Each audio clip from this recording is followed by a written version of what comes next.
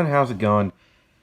I have to apologize for the massive delay that we went through. There were some technical difficulties, and unfortunately, this means that there are certain reviews I planned out that won't be going down. But I will try my best to make sure this doesn't happen again. And also, special thanks to Spirit Man for helping me out with the last video regarding the audio. Yeah, I know it sounded a little bit off, but again, we're trying to make some improvements. Alright, so let's begin with Johnny the Homicidal Maniac. The story begins with, well, Johnny the Homicidal Maniac. And, oh boy, he definitely lives up to his name. I mean, he's hot-headed, talks to, inanimate objects in his house, and when we first meet him, he is breaking into his neighbor's house so he could steal their Bactine, because, yeah, he got cut up by one of his victims, as he described it as getting cut up like a cat on crack. After, doing this, he then meets his neighbor, a young boy by the nickname of Squee, who, that kid has a seriously sad life, but I'll hold for a moment just to focus on Johnny. After, scarring Squee for life by stabbing his toy right in front of him, and then proclaiming not to, ever leave your window closed, because Johnny's going to come in there, apparently multiple times, because they're neighbors, and also he just doesn't want to keep breaking in all the time. Squee's parents do not give a rat's ass about this. In fact, I don't think they even know about Johnny. So, yeah.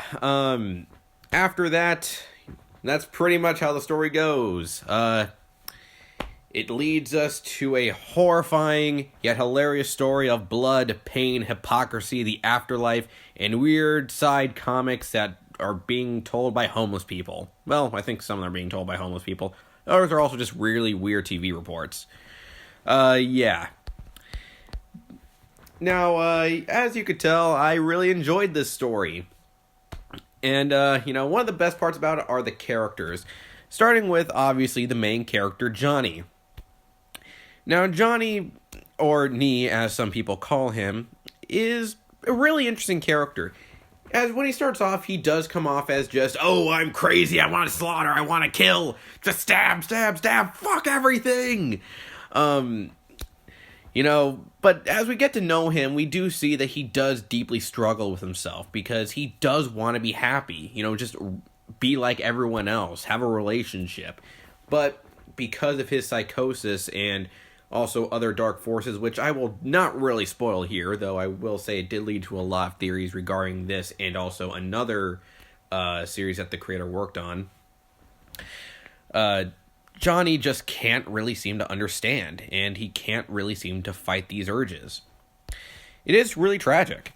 As for characters like Squee is very interesting.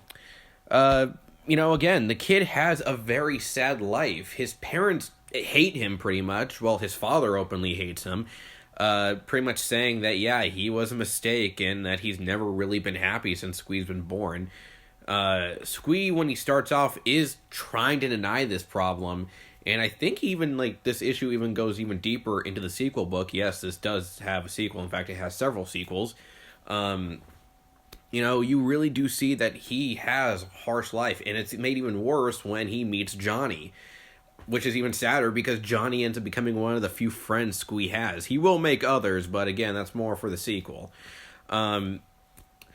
As for other characters, most of them are pretty much side characters, and the characters who do make major parts, like Tess, I really can't say what happens to them, since it will lead to major spoilers. There's also Johnny's girlfriend, in the beginning of the story, Devi, but,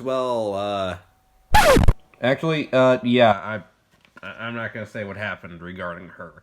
I will say, realistic. Pretty realistic with that. But, yeah. So, when it comes to story and artwork, it's all been done by Jonan Vasquez, who is a not-so-well-known creator. He did a very lesser-known show that I'm pretty sure no one's ever heard of, called Invader Zim. And, yeah. Holy crap. Again, the writing and artwork is a thing of grotesque beauty. The writing is full of dark comedy and really interesting satire, and it really dives into culture at the time, particularly goth culture, where it played off that goth culture was a way to be unique, but in some ways it really wasn't, or at least in most cases. I know I'm pretty sure I just pissed off a whole bunch of goth people now by saying that. But yeah, it does kind of poke fun at goth culture and how, in some cases, it does kind of contradict what it was supposed to be about. Also, when it comes to the artwork, holy shit, this needs to be animated.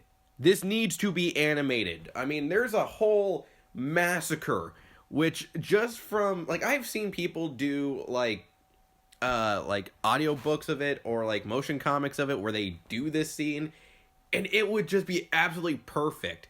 The way the characters are drawn and how they stylize movement really makes you wish that they made this into a show, but yeah, unfortunately never catched on. But who knows? Maybe we'll finally get one eventually. But yeah, I will say though that if you are not a fan of, dark humor, gore, like, this isn't really gonna be anything for you. But if you are a fan of that and want to see a really great character study that dives into psychosis in a very unique style, I highly recommend checking it out. John's House on Maniac is a great book, and yeah, as before, it has sequels. Squee being the second book, and I Feel Sick being the third. I believe there is another one, but I could be wrong. Unfortunately, I have not finished Squee, and I haven't been able to get my hands on I Feel Sick, but yeah, I do highly recommend looking for the books and checking them out.